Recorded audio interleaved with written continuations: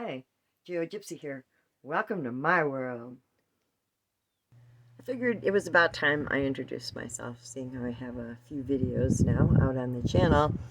And I just wanted to let you know that 50 years ago, I decided to be a gypsy. I was born in the Chicago suburbs, and you probably don't want to hear about all my boring kid stuff. But 45 years ago, I took my first solo road trip living in a Vega hatchback. Are any of you old enough to know what that even is? Well, it's a tiny car, and you don't see very many of them on the road anymore. And I traveled for 3 months with my large puppy.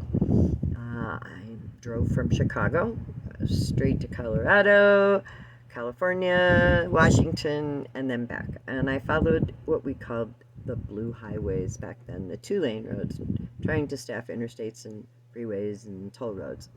Except for that first fast freeway run that I did nonstop to Colorado. I knew there wasn't a whole lot to see along the way there.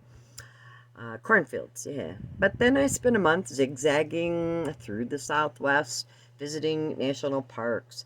Back then, there were no crowds, and you didn't need any reservations.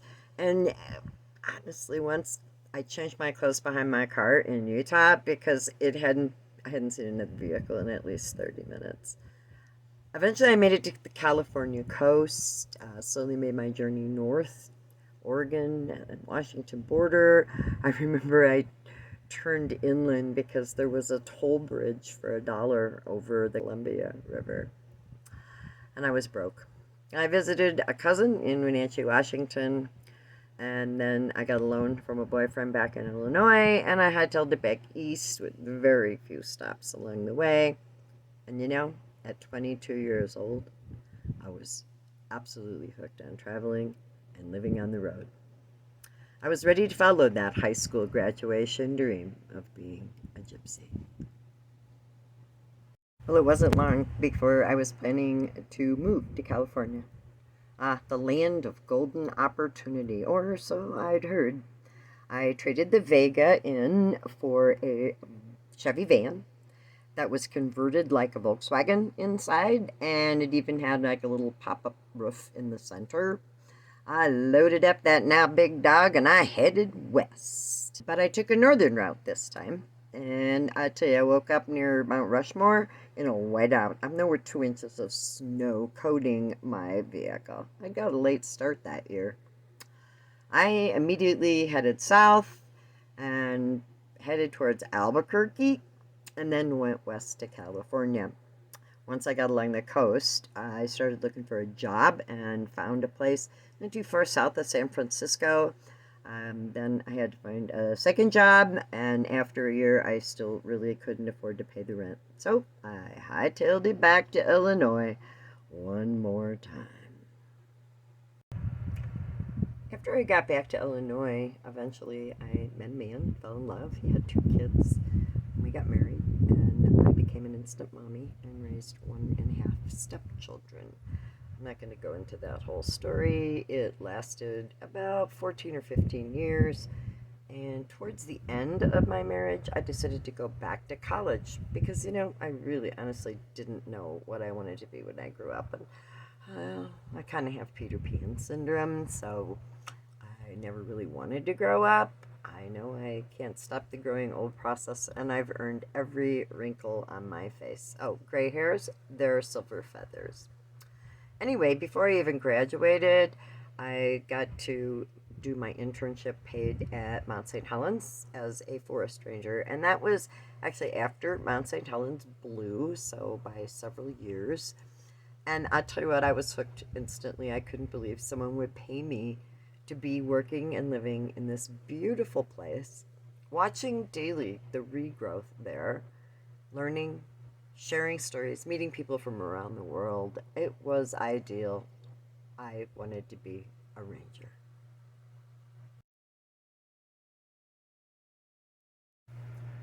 After several summer seasons at Mount St. Helens and graduating from the University of Washington, my soon-to-be ex-husband and I traveled to Mexico in a truck camper, and our plan had been to go all the way down into South America. But it didn't happen at 6 months. We were only down at the Belize border, and he got a job with boat delivery. I flew back to Texas and filed for a divorce. After returning to Washington and finally getting a divorce, I volunteered a little bit up at Mount St. Helens, was actually evacuated out due to some major flooding. Without my vehicle for a little while made life rough, but eventually I got a job with the U.S. Fish and Wildlife Service down on the Columbia River Gorge. They actually hired me to research and write a piece on the history of the hatcheries on the Columbia River Gorge. I had an office down in that area, and also I did get to do some tours of the fish hatchery, and I'll be honest, I love to do research, but I'd rather eat salmon than study salmon. It was a great job. They actually gave me a really sweet little bonus. I bought my own truck camper, threw it on a pickup I'd already bought, and I headed for the coast and drove south. It took me a month to get from the Columbia River all the way down to Los Angeles.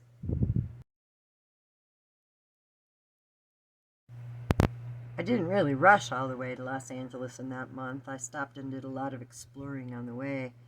And then I got down to LA, and I have some cousins down there, so I visited with them for a while. And then I headed east into the desert.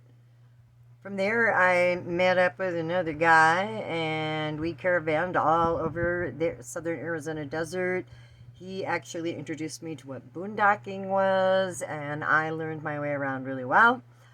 But, as winter was winding down, I knew that I really had to get back to work. So I returned to Washington again.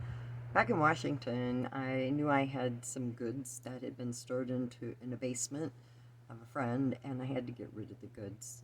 And so, I kind of figured that maybe I should have a yard sale, but I didn't have a yard. So instead, I found a flea market in the little town of Carson, Washington. Well, that was so much fun that I actually started going out and buying more stuff. And then I met another man while I was there, and we became partners and actually spent several years going from Washington in the summer down to Arizona in the winter, back and forth, selling our wares along the way. It was kind of fun, I do love to travel, and I like buying used stuff as well. We lived in just about everything. I went from that truck camper, we had a tow trailer, we converted a school bus, and eventually I ended up with a motorhome towards the end of the relationship.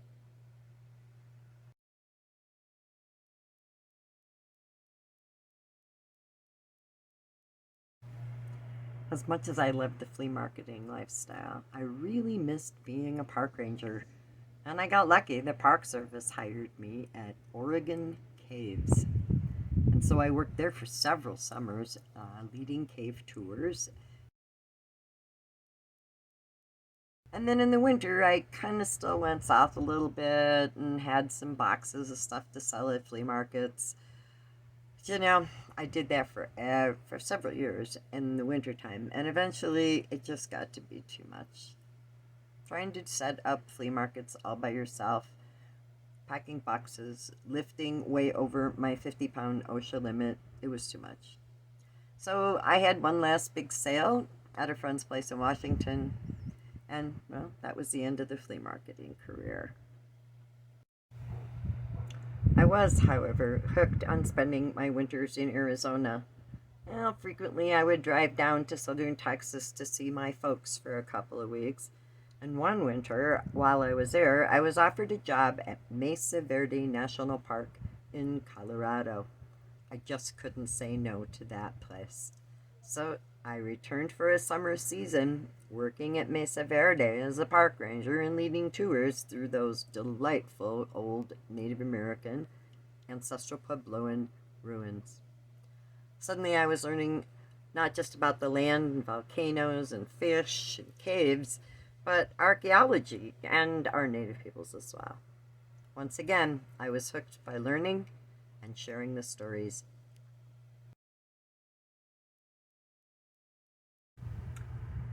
Well, sadly, Mesa Verde just didn't have a great option for me to park my home. By then, I'd gotten rid of the motorhome, and I was living in a 27-foot fifth wheel with a pretty good sized dog. And you can't live in government housing when you have a pet, but that's okay. Mesa Verde is a cool park, but after hours, it's just pretty much closed up. So I spent the next 2 summers working back up at Oregon Caves again. In between working summers at Oregon Caves, I did return to Arizona, and in fact, I parked at a friend's place on private property in Yarnell, Arizona for several different winters.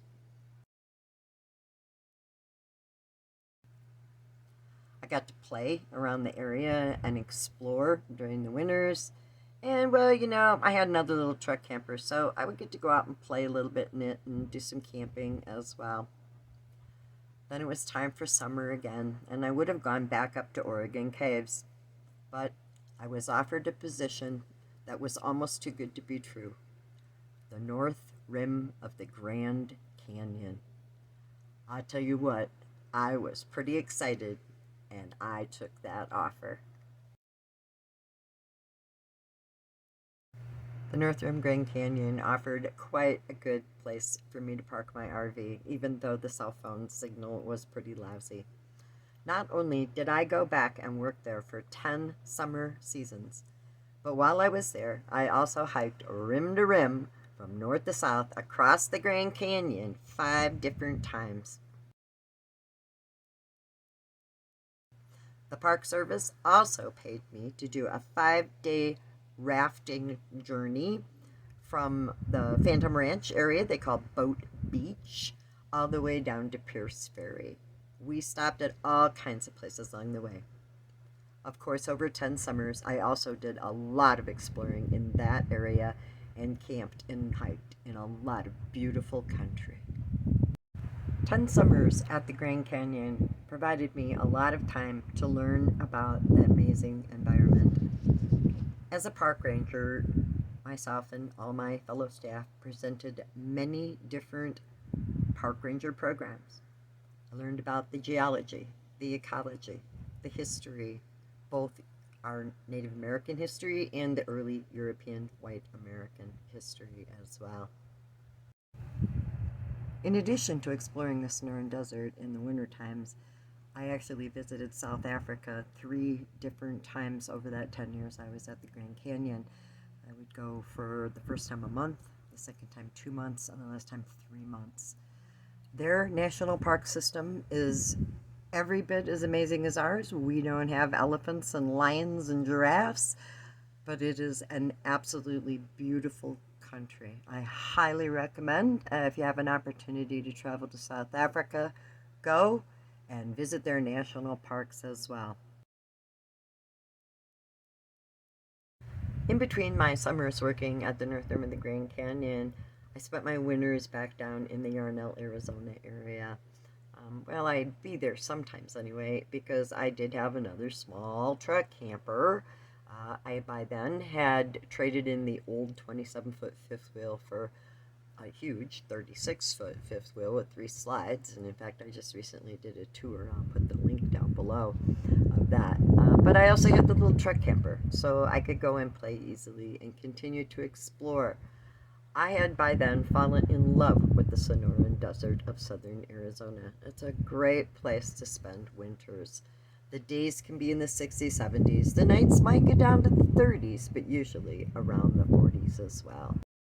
After 10 summers of working at the North Rim of the Grand Canyon, some sort of government glitch occurred, and I didn't get my job back. I ended up losing my best friend that year to brain cancer and actually staying in her house to caretake the area for the summer of 2018. I'll put some links down below for more of that story. I started blogging while I worked at the North Rim of the Grand Canyon in 2008, and so a lot of the rest of this story, and even some of the earlier stuff, has been posted on my blog.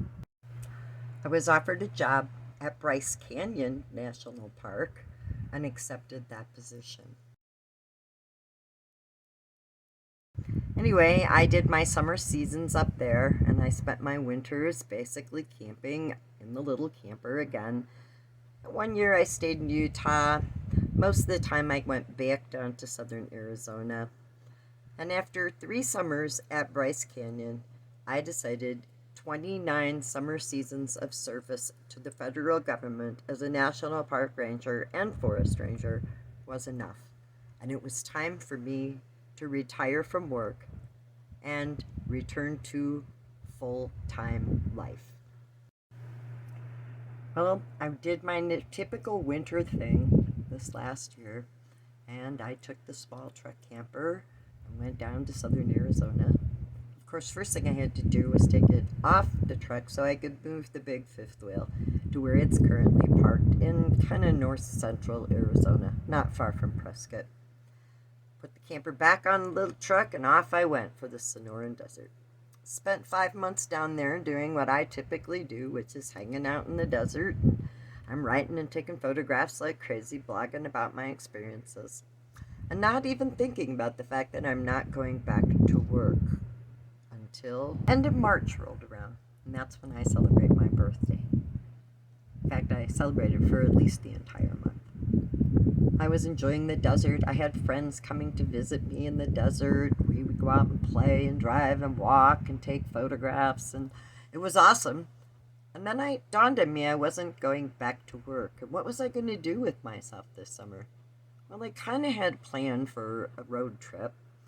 The other side of it was that a friend of mine said, you really ought to try YouTube videos. So I put together a few pieces, and now I'm calling myself a YouTuber. But I'm still posting on my blog because I truly do like to write and take a lot of still photographs as well. But I'm all new at this stuff. And yet, because I've got a few posts out, I figured it was really time for me to start to introduce myself and bring you up to date on who is this Geogypsy. Thanks for hanging around and listening to my story. I hope you'll keep coming back because I want to keep sharing.